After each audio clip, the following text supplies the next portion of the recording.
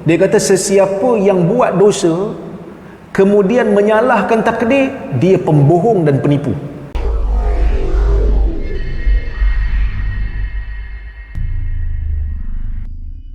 Dia kata, Assalamualaikum warahmatullahi wabarakatuh. Saya daripada Sulawesi. Semoga kita semua Allah tetapkan di jalan yang benar, insya-Allah, amin. Soalan saya, ada hadis sesungguhnya Allah Azza wa Jal apabila menciptakan seorang hamba untuk syurga, maka Allah menjadikannya beramal dengan amalan penduduk syurga hingga ia mati dalam keadaan beramal dengan amalan-amalan penduduk syurga, lalu ia dimasukkan ke dalam syurga dengan amalan tersebut. Dan apabila Allah menciptakan seorang hamba untuk neraka, maka Allah menjadikannya beramal dengan amalan penduduk neraka hingga ia mati dalam keadaan mengamalkan amalan penduduk neraka, lalu ia dimasukkan ke dalam neraka dengan amalan tersebut. Hadis riwayat Abu Daud dan Ahmad. Ini soalan dia kata, bagaimana kita nak faham hadis ni agar tidak merasa sia-sia kalau kita ternyata telah ditakdirkan ke neraka? Na'udzubillah min zalik. Macam mana jawab? Okey. Ada satu hadis yang lebih dahsyat daripada ni kalau kita dengar mula-mula. Nabi SAW dalam hadis riwayat Ibnu Mas'ud dalam Sahih Bukhari dan juga Sahih Muslim, Nabi SAW menyebutkan, inna ahadakum la ya'malu bi'amali ahli al-jannah hatta ma yakunu bainahu wa bainal jannati illa dhira' fayamalu bi'amali ahli an-nar fayadkhuluha wa inna ahadakum la ya'malu bi'amali ahli an-nar hatta ma yakunu wa bainahu wa bainan nari illa dhira' fayasbiqu alayhi al-kitab fayamalu bi'amali ahli al-jannah fayadkhuluha. Atau kama qala, Nabi kata dalam hadis ni, salah seorang daripada kamu mungkin beramal dengan amalan ahli syurga sepanjang hayat dia, sehingga jarak dia nak masuk syurga tu sehasta je, tapi catatan Tuhan mendahului, lalu dia beramal dengan amalan ahli neraka, dia masuk neraka. Ni lagi takut. Kalau ni tak apalah, dia kira daripada awal dia amal ahli syurga, lepas tu masuk syurga. Hak yang ni, yang nak saya sebut ni, daripada awal hidup dia sampai ke hujung amalan ahli syurga, tapi catatan Tuhan mendahului, takdir Tuhan mendahului dia, dia beramal dengan amalan ahli neraka, dia masuk neraka. Ada satu lagi manusia, Nabi kata, beramal dengan amalan ahli neraka sehingga jarak dia nak masuk neraka tu sehasta je, catatan Tuhan mendahului, lalu dia beramal dengan amalan ahli syurga dan dia masuk dalam syurga. Yang ni pun takut juga. Pasal apa takut? Takut kita yang beriman ni masuk nombor satu, hak orang yang kita marah, yang kita kata dia kafir, yang kita kata dia musyrik, takut dia pula jadi orang nombor dua, dia masuk syurga, kita pula meraban tibin. Na'udzubillah. Sebenarnya tuan-tuan, sebenarnya hadis yang kedua yang saya baca baru ni tadi ni, yang bukan ditanya tadi ni, hadis tu ada berbagai tafsiran, tapi saya bawa tafsiran yang ada kaitan dengan dua-dua hadis. Sebab dia ada tafsiran lain, tapi saya bawa dia ada banyak tafsiran, tapi tafsiran yang saya akan bawa ni yang sama, saya akan hurai dua-dua. Supaya tuan-tuan tahulah, hadis yang saya baca tadi tu ada macam-macam tafsiran, tapi yang saya bawa ni salah satu daripada tafsiran yang ada. Apa dia? Ketika mana Nabi SAW menyebutkan hadis ni, dan ketika mana Nabi SAW menyebutkan hadis yang saya baca tadi, Nabi bukan bercerita tentang pilihan manusia. Sebaliknya, Nabi bercerita tentang pengetahuan Allah Azza wa Jal dan ketentuan Allah Azza wa Jal.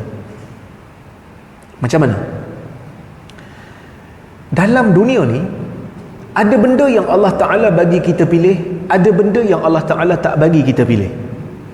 Tak bagi kita pilih, muka macam mana tak boleh pilih, bangsa apa tak boleh pilih, kulit warna apa tak boleh pilih, lahir di mana tak boleh pilih, mak bapak siapa tak boleh pilih. Tuan-tuan isi borang ke? Ni nak lahir dah ni, lagi 2-3 hari, tolong isi borang siapa mak bapak kamu. Saya ingat semua kalau boleh pilih, semua nak jadi anak jutawan Melaka lah. Senang hidup. kan? Tapi Tuhan tak bagi pilih. Bila Tuhan tak pilih, Tuhan tak bagi pilih, maksudnya Tuhan tak adalah bertanggungjawabkan. Rozaimi, pasal apa kau Melayu? Rozaimi, pasal apa kau tak berapa nak cerah? Mana saya nak tahu? Dah memang macam ni.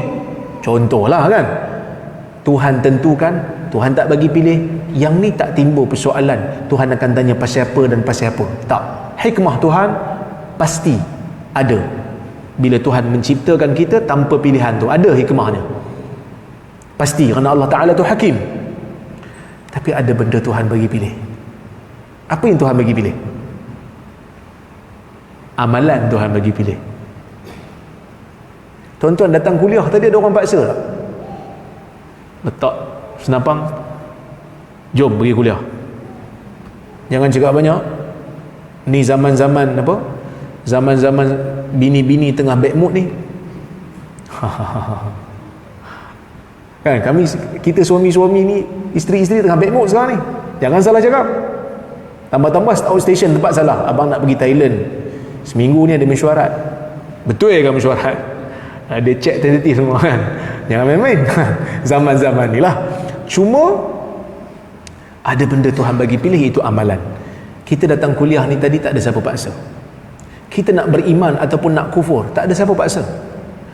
Kita nak salat ataupun tak nak salat, tak ada siapa paksa. Tuhan suruh, Tuhan perintah, tapi tak ada siapa paksa.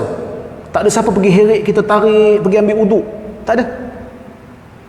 Bahkan paksaan dalam ibadah menafikan ikhlas, dan ikhlas dalam ibadah menafikan ketidakadaan ikhlas dalam ibadah menafikan pahala. Tak ada pahala bila tak ikhlas. Allah Azza wa Jal beri kita pilih. Sebab tu orang dia tak boleh salahkan takdir kalau dia pilih nak jadi jahat. Boleh satu orang bila kena tangkap mencuri, pasal apa hang ni mencuri? Dia kata nak buat macam mana? Kan takdir Tuhan. Macam tu kita lempang je dia sekali. Pasal apa lempang aku? Nak buat macam mana? Kan takdir Tuhan. Kan? Satu Umar waktu pencuri, nak mencuri, dia kata apa? Orang tu kata, dah takdir Tuhan aku mencuri. Umar kata, kami potong tangan kamu pun dengan takdir Tuhan. Syekh Muhammad Naim Yasin baru meninggal, rahimahullah. Minggu lepas dia meninggal. Seorang tokoh daripada Jordan. Dalam kitab dia Al-Iman, dalam kitab Al-Iman dia sebut, dia kata sesiapa yang buat dosa kemudian menyalahkan takdir, dia pembohong dan penipu. Sebab apa? Sebab tuan-tuan, takdir Tuhan ni sebelum kita buat, sebelum ia berlaku, kita mana tahu? Tuan-tuan tahu tak esok nak jadi apa pada kita? Mana kita nak tahu? Satu orang pencuri, dia nak pergi mencuri, dia pun tak tahu berjaya ke tak berjaya dia mencuri, tapi dia mencuri juga. Bila dah berjaya, oh takdir Tuhan ini semua salah takdir. Tak, awak yang pilih. Takdir hanya mengizinkan. Tuhan izin, sebab tu jadi. Tapi Tuhan tak reda lah. Bukan semua benda Tuhan izin tu Tuhan reda. Ada benda Tuhan izin dan Tuhan reda. Suatu orang nak buat ibadat, Tuhan izinkan berlaku dan Tuhan reda, Tuhan sayang kat dia. Tapi ada orang nak buat dosa, Tuhan izin berlaku, tapi Tuhan tak reda, Tuhan murka. Tapi Allah Azza wa Jalla bukan macam kita. Saya pensyarah universiti, sebelum datang ke Perlis ni, saya mengajar kat kelas. Sekarang ni tak adalah mengajar lah. Dah jadi direktor ni tak mengajar. Kalau mengajar asyik ponting je lah, mesyuarat banyak. Cuma nak bagi tahunya, masuk kelas. Kelas pertama saya akan bagi dulu markah berapa. Tugasan 60, markah final exam 40. Tolong buat kerja ni. Sampai minggu ke-7, ada seorang budak tugasan tak hantar, exam midterm tak datang, telefon tak angkat. Boleh tak saya kata, awak ni oleh kerana midterm tak buat, tugasan tak hantar, awak akan gagal dalam subjek ni, awak gagal dalam paper ni? Boleh tak? Saya boleh jangka, sebab saya pensyarah. Tiba-tiba dia datang final exam, tugasan tak hantar, midterm tak buat, 60 markah dihilang. Dia pun jawab final exam. Bila jawab final exam, dia dapat 30/100, 30/40 lah. kumulatifnya 30/100. Gagal ke lulus? Gagal. Bila gagal, boleh tak dia datang bawa paper, datang jumpa saya, ni Rora, Dr. Rora lah ni cakap saya gagal, saya cakap saya lulus, kan saya akan lulus? Saya kata mana boleh, saya hanya predict, saya jangka memang awak akan gagal sebab awak tak buat semua kerja tu. Lain kali janganlah sangka saya gagal, sangkalah saya lulus. Tak boleh lah, sebab awak tak buat kerja tu. Saya pensyarah manusia biasa pun saya boleh agak. Allah Azza wa Jal, dia bukan macam manusia. Allah Maha tahu. Dia cipta kita, dia tahu perangai kita, dia tahu sikap kita, dia tahu apa yang kita akan pilih. Jadi bila Allah Ta'ala kata hamba ni nanti, makhluk aku ni nanti akan masuk neraka dengan pilihan dia. Dah kalau dengan pilihan dia, kenapa Tuhan tentu awal-awal? Bukan Tuhan tentukan tanpa beri pilihan, Tuhan tentukan dengan beri dia pilihan, dan dia memilih, dan Tuhan tahu dia akan pilih apa. Faham? Itu maksud dia, supaya jangan putus asa. Jangan putus asa, kan? Sebab kita pun tak tahu kita ni belah mana. Tak tahu ahli syurga ke ahli neraka. Angan-angan memang masuk syurga lah, tak nak lah masuk neraka tu, jadi kena usaha lah.